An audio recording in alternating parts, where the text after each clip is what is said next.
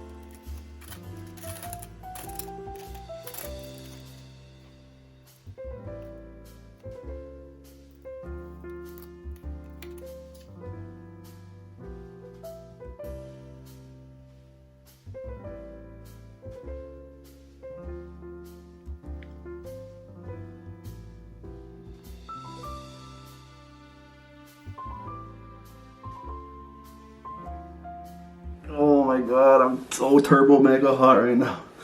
It's so hard to get everything cooked and on the plate and still hot and get thumbnails and sit down and spin around and have it be fresh and have my body not just like blowing out steam. So please bear with me while I towel dry myself, please. Toweling off. Visiting the powder room. Alright, yo, what is up and what is good with y'all? Thought I'd dust off the old breakfast cooking skills this morning and bring you a large, massive breakfast. Some may call it a Denny's Grand Slam, though I think those usually have pancakes or waffles, which I'm not that guy. I don't really do sweets. Me even putting old Auntie Jemime here for the bacon is already a sweet stretch that I usually don't go to, but I do love some syrup on bacon. Anyhow, I'm hot and bothered and ready to get to it, and you know what that means. That means that before we do anything more, we must pour. And we still have the stickers of the ski jumper doing bone air on a nice icy glass. So we're gonna pour up. And today, obviously, it's breakfast time, so we're coming in with that hot Oasis. Actually, cold Oasis. You don't, well, I mean, Oasis are supposed to be hot, but this one's gonna be cold. It's an OJ. Ooh, right up to the top. Keeping it hella clean for that breakfast OJ vibe, right? We need OJ in the AMs, even though it's currently 12:30 p.m. But yo, that's nice. I'm used to, you know, the Tropicana. I like this one though. It's a little less like thick. I like it. It's a little waterier. I kind of like that.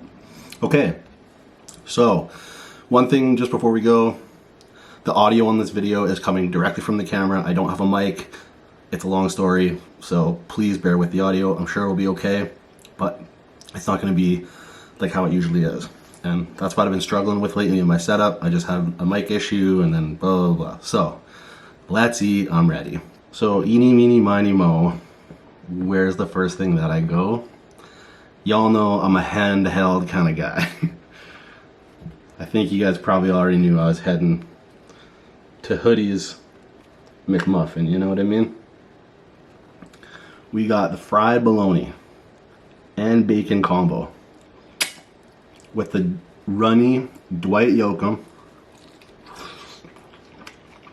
Shout out to anybody who knows who that is. A proper fried egg, Valentina, and pickled jalapenos on the nice buttered toasty McMuffins. It's gonna be ridiculous. And cheese. Look at it go. Look at that go.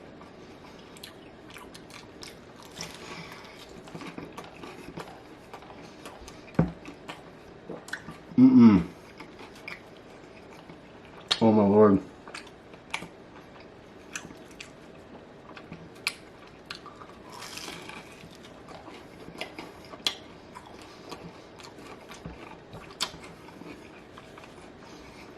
That is so much better than I even anticipated. Wow.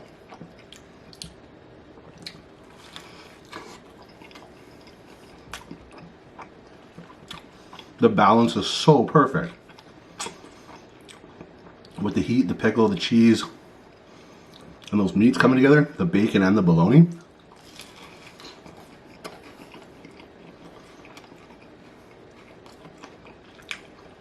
I honestly can't put it down. I have to finish it.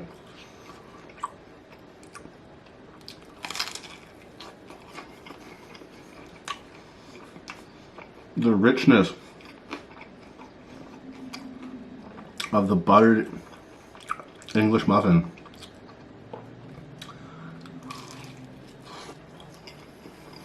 Man, I could be selling these.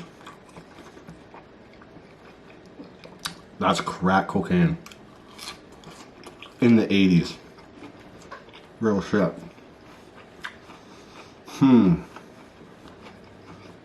Wow.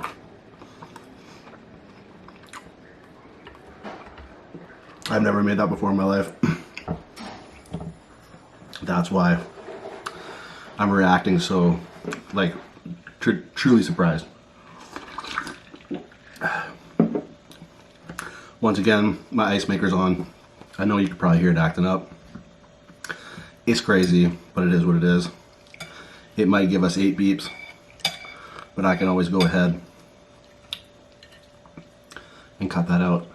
Now right here, ladies and gents, like you saw together in the video, come together in the video I should say, is I would say a perfectly cooked omelet.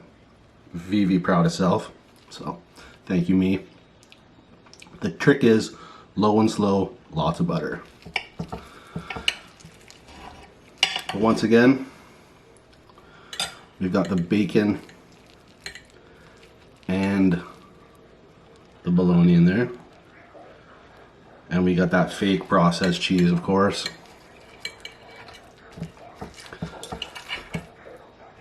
I'm always in debate of which one is better to use. Do you use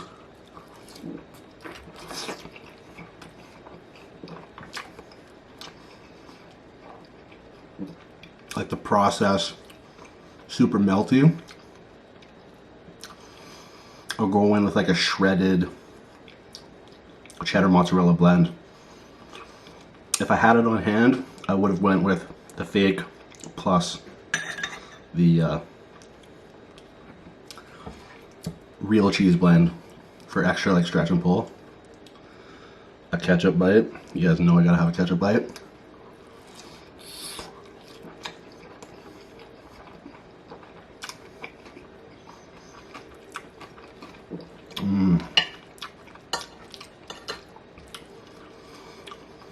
A little bit of a tragic situation on this one. The yolk broke during the fry, but whatevs, we're cool with that. What I do want to show you is this. That crazy crispy edge. That's what you achieve when you fry them in the oil like that. They just get so crispy. That's the point. And I'm actually going to go crazy and put it in syrup. Hey.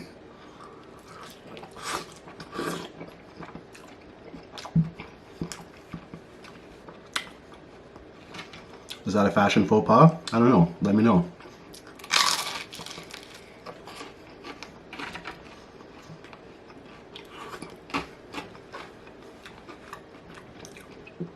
I know people do live for that like syrupy pancake McGriddle type deal.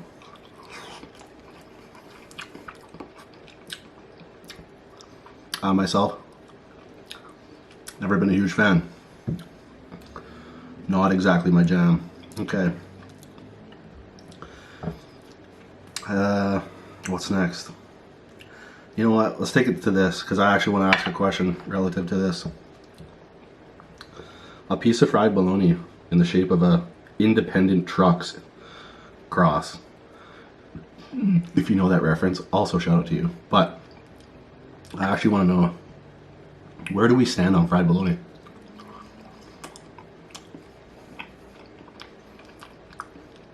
I feel as if it's polarizing, but to me, just so good.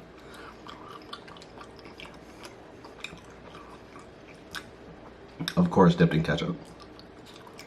Gotta be. But yeah, oh my god, it's so good. I was introduced to it at a young age. Now we're gonna pull the syrup back in because I was feeling Craytown and wanted to do this move. Y'all know what it is. It's a syrupy bacon drip. That's that drip. Now my sister introduced me to this, my older one, when I was younger. I never knew. And she told me.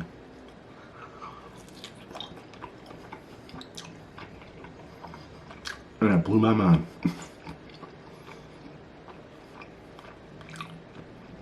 Man, why is that so good? That shouldn't be that good. But it makes sense. salty, sweet.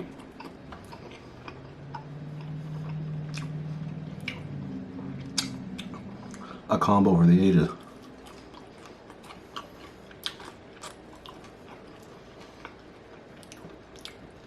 Come on.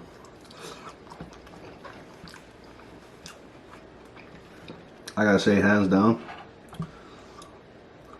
a crazy dope breakfast like this, very, very, very high on my like top favorite food adventures. To me, it's just something like so comforting about it.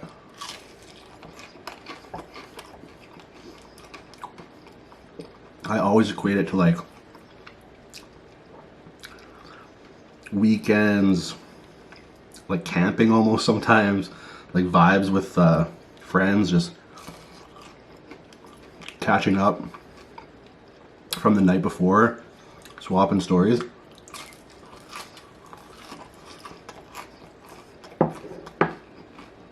About the dumb shit you did last night in your brownout or blackout state. Which, PS, by the way, I gotta tell you, man,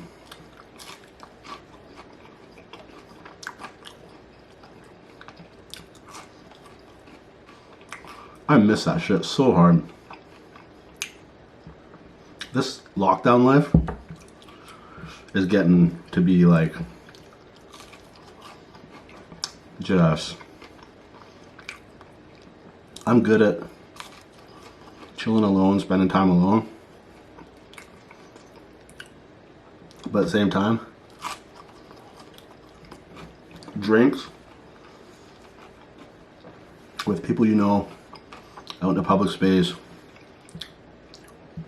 and then you can bop around and meet new people and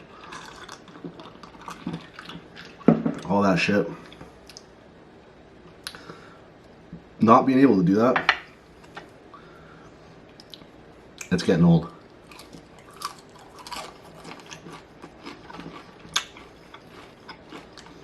But now, everything's getting bad again.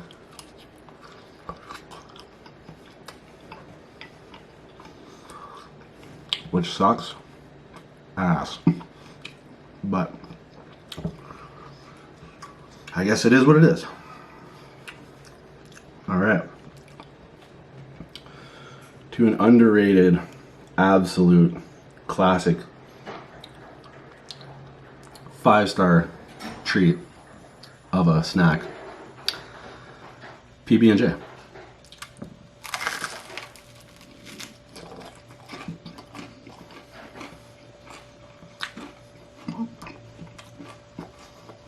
PB.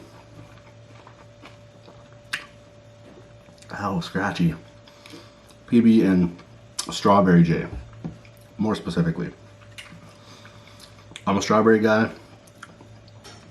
and it has to be like chunkless, seedless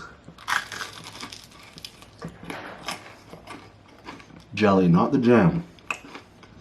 I'm a jelly guy. I don't like all those chunky bits. It's not for me.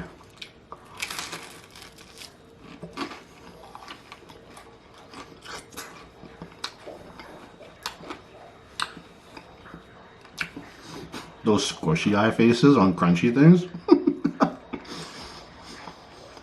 I always watch my videos back, and there's like certain items of food that I always go like super Mr. Sparkle, you know? Another shout out if you know that. Mr. Sparkle should be pretty well known.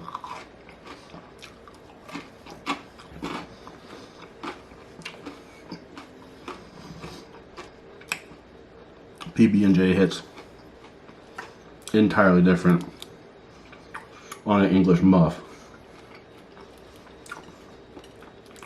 Whoever is the mad scientist behind the moon craters of this style of bread. Absolute genius. I assume he's from England or English.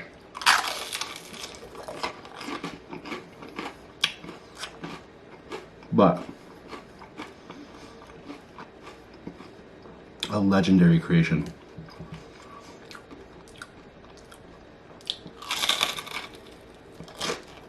Just like crisp, like crunch.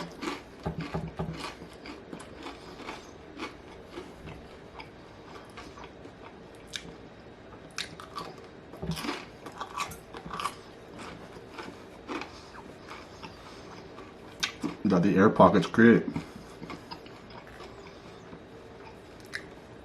Can't be beat, I think.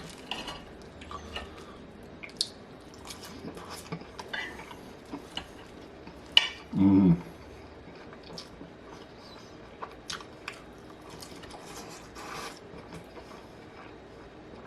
3-egg omelet.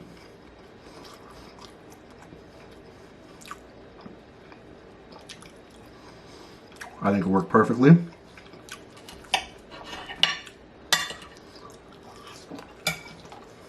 Not too thin,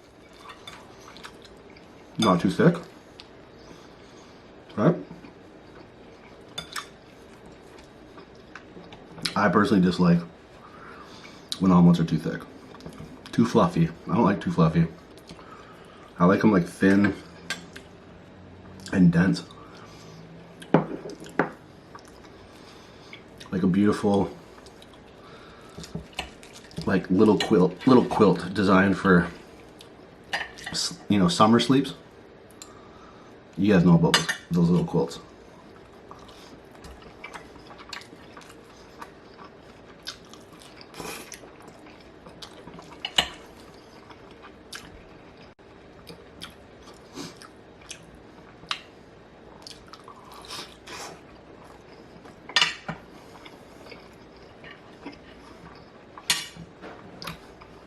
I know what you're thinking.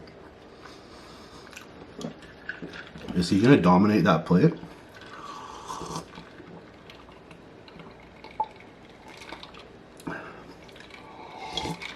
The answer is this Oasis is on fire right now. That is so good. I'm definitely getting that again. But probably not, no. I think this hash brown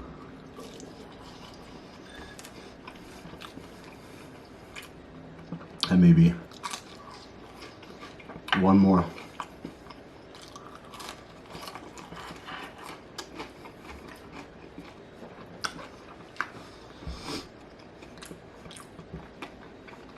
A sweet chunk of bacon. And I gotta call it at that because smashing a whole pound of bacon. Not the best move?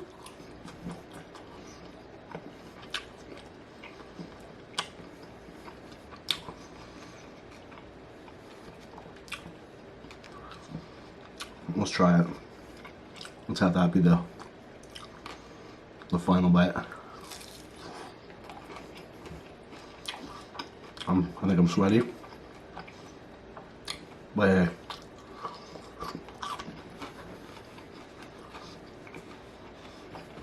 This is what happens when you go hard on the plate, you know?